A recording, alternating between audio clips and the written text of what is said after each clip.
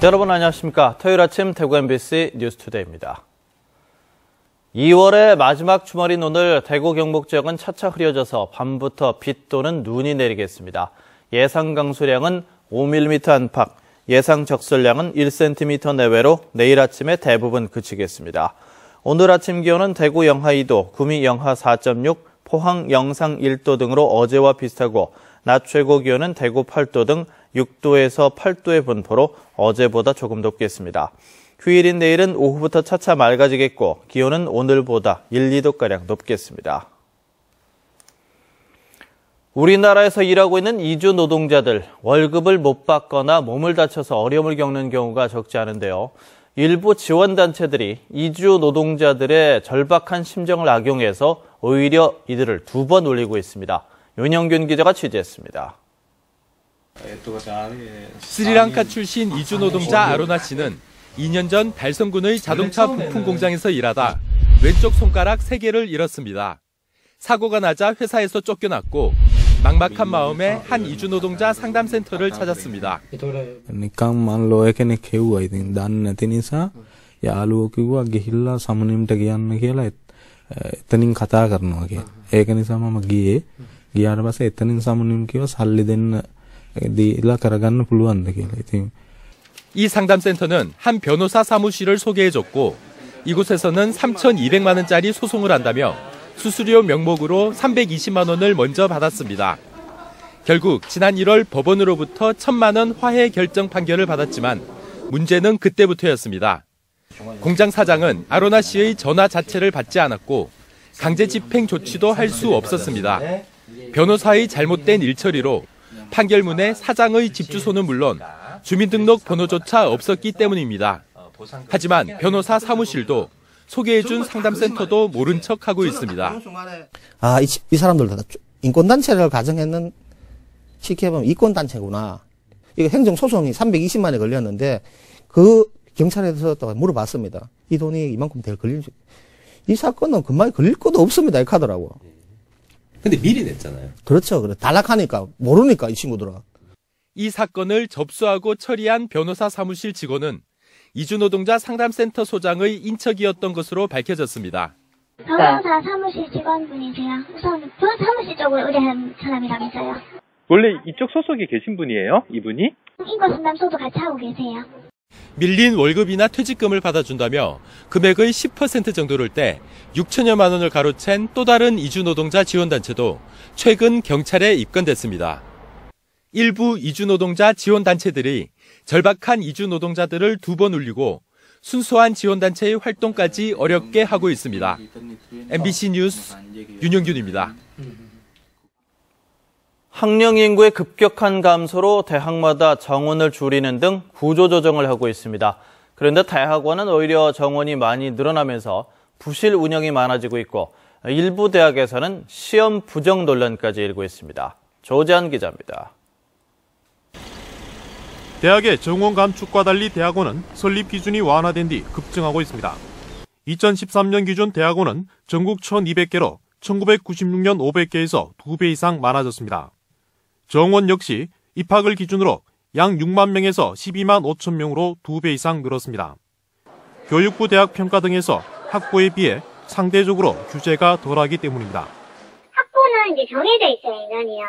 근데 대학원은 본인들이 대학원으로 재정적인 걸 넓히기 위해서는 엄청 많은 숫자를 뽑아도 이제니까 아무나 들어갈 수 있는 수준이 돼버린 거죠, 이제는. 대학원이 급증하는 가운데 2년 전 지역의 한 대학원에서는 학생들의 집단 부정 시험이 적발돼 학생 3명이 벌금형을 선고받았고 해당 학과는 올해부터 3년 동안 신입생 모집이 중단됐습니다. 상당수 대학은 논문 제출에 앞서 치르는 자격 시험을 아예 없애버리기도 했습니다. 대학원 부실 운영이 커지면서 교육부는 지난해 대학원 질관리 제도 개선 방안을 내놓기도 했습니다. 양적 성장에 비해서 어떤 그런 질적인 어떤 그런 수준들이 좀 따라가지 못하는 부분들이 일부 대학원에서 발견되고 해서 대학원 진단이라든지 아니면은 이제 그 학위 수요에 있어서 뭐 그런 공정성들을 강화한다든지. 학령 인구 감소에 따른 대학 정원 감축을 대학원 확대로 메우면서 대학원 질 관리에는 비상이 걸렸습니다. MBC 뉴스 조재한입니다. 제55주년 2.28 민주운동 기념식이 오늘 오전 11시 두류공원 2.28 학생의거 기념탑에서 열립니다. 대구시와 2.28 민주운동 기념사업회가 주관하는 오늘 기념식에는 윤장현 광주시장과 이낙연 전남도지사, 5.18 기념사업회 대표, 권영진 대구시장, 김관영 경상북도지사가 참가해 영호남 화합과 상생 그리고 국민 대통합의 의미도 담을 계획입니다.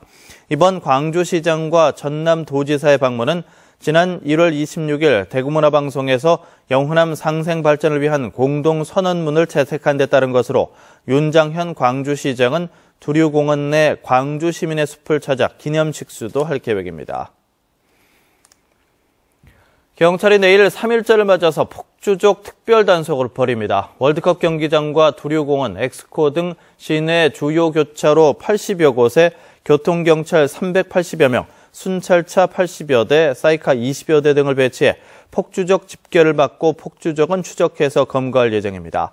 경찰은 시민들도 캠코더나 스마트폰으로 공익신고에 동참해 줄 것을 당부했습니다. 한편 폭주 행위로 적발될 경우 2년 이하의 징역이나 500만 원 이하의 벌금이 부과되는데 지난해 3.1절에는 폭주족 10명이 검거됐습니다.